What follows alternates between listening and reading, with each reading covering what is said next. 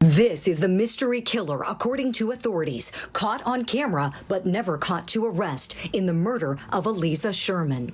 A lot of people would like to see this case solved because there's still a murderer out there. Jan Lash was Aliza Sherman's best friend for 28 years. She was an angel. The 53-year-old mother of four dedicated her career to helping others. She was in vitro nurse to the Cleveland Clinic, so she was very well known in the community and loved throughout. On March 24, 2013, right before her divorce trial, Sherman was stabbed 11 times in broad daylight near her lawyer's office in downtown Cleveland. And nobody could save her. And it was a brutal, brutal killing. I had a female caller asking for help, but she said she's just been attacked, and she kept repeating, "Help me, help me, help me." Evidence showed the killing was not part of a robbery. Everything was laying there, her diamond watch, her necklace, everything was laying, her purse, there was nothing stolen. Raising the question, who would kill Aliza Sherman? According to Lash, Aliza was trying to escape an emotionally abusive marriage to Dr. Sanford Sherman. Lash says police were called to the home multiple times in response to arguments. She didn't feel safe in the house. I didn't feel safe for her in the house. And I told her so. Lash says Sanford was controlling and Aliza was walking on eggshells. Mail was shredded. The phone, he would, listen on the phone. And so her privacy was invaded. Lash was hoping the divorce would help Aliza regain her freedom. And this is just my viewing of the same tape that everyone else has seen. Whoever committed this crime obviously had the opportunity to look around and strike when no one else was within viewing distance. Attorney Ian Friedman represented her divorce lawyer, Greg Moore, on charges of inducing panic for calling in bomb threats to courthouses. Just to be clear, there was not at any time, nor has there been ever since, any allegation that he was somehow the person captured in the video or connected in any way. And I think that needs to be very clear, because when you have a case of such profile, anyone's name who comes up becomes an automatic suspect. That was not the case with Mr. Moore. Moore was guilty of lying to authorities about his whereabouts the Sunday before the Sherman divorce trial, when he was scheduled to meet with Aliza Sherman at his office. When the police questioned him, they felt that he had not answered one of the questions accurately as it related to his whereabouts just prior to the killing, and that was the basis for the subsequent counts of the indictment. 2 years ago, Moore pleaded guilty to inducing panic and falsification. By this point, Friedman was no longer representing him. Moore was sentenced to 6 months in jail, and the question of why did he lie still lingers. It's difficult for me to answer that, okay? Because number one, you never want to speak to what's going on in someone's head. But number two, the attorney-client privilege would protect anything if I were aware of anything. And third, I think there was a lot more to this. If we simply look at it in a vacuum, the question's accurate to say why would someone have lied. But I think there was a lot more to this. 7 years later, the case remains a mystery. We just need help to solve the case. Loved ones are still looking for answers. This was a brutal murder in the middle of the day. As to who killed Aliza Sherman. And she deserves justice. And Julie Grant joins us now. Julie, this one is utterly frustrating. You've got a video of the killer. You've got strange circumstances involving her divorce attorney. She's on the eve of a divorce, which was somewhat bitter from her husband. Do we know anything about the husband's reaction to when she was murdered? Yes, we sure do. That was something that I made sure to ask Jan Lash, Aliza Sherman's best friend for 28 years. And she said that he didn't seem too affected by it.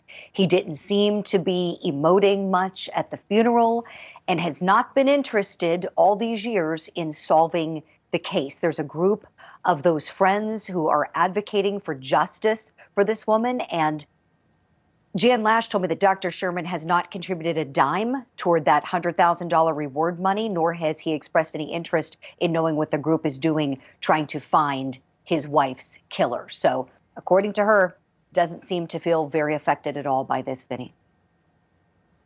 And I know you asked Jan Lash, Aliza's best friend, about the bitter divorce and whether or not there was ever any abuse. Let's take a listen to what she told you.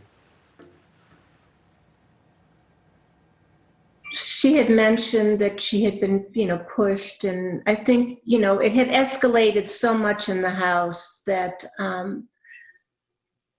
I really, really don't know much more about that. But there was a lot of fighting, arguing. She finally had her son-in-law lock her door because they were both living in the same house for 2 years.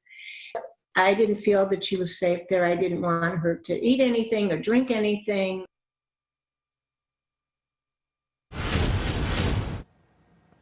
And Julie, they're going through this very bitter divorce, and they're still living together in the same house, different rooms, different parts of the house, but under the same roof.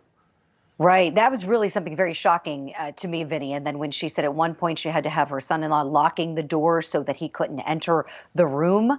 I mean, Jan Lash, of course, was not in the as to the arguments and the fighting between this married couple.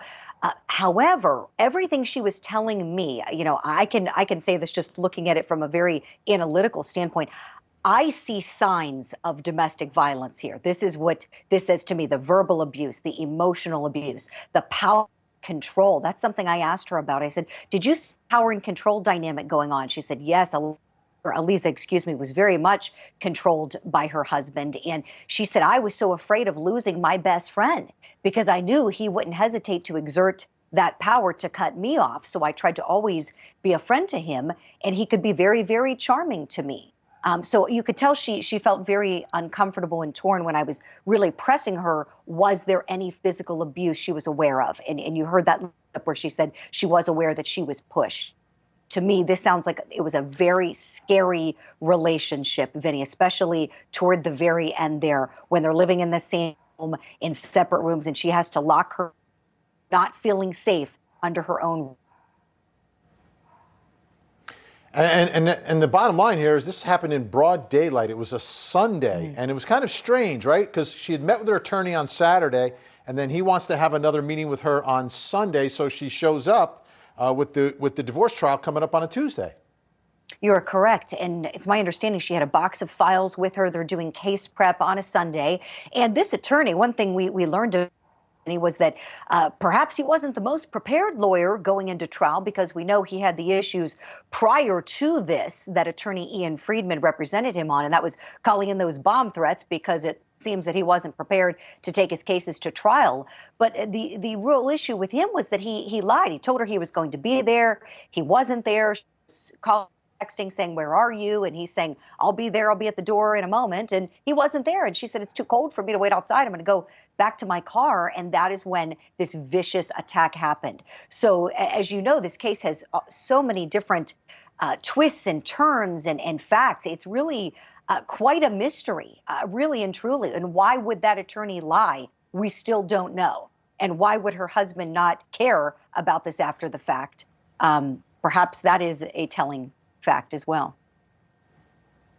Yeah, and why would the attorney lie? And if you're representing a woman in her divorce, why would you not want to do everything you could to help solve the murder of your own client who was in downtown Cleveland because you set up a meeting and then you lied about being there? None of this makes sense. And the biggest part that to me doesn't make sense is that there's still no arrest here 7 years later. And as we finish up here, do we know, I mean, does it seem like we're any closer, or just waiting for something to happen, someone to say something about something here? I don't know. I don't understand. Right. You're absolutely right. And that's exactly what this group advocating for her wants. They want someone to take notice because they feel that this case should be paid attention to, or have been paid more attention to when it first happened. Now, 7 years have gone by. Somebody had to have seen something. in broad daylight.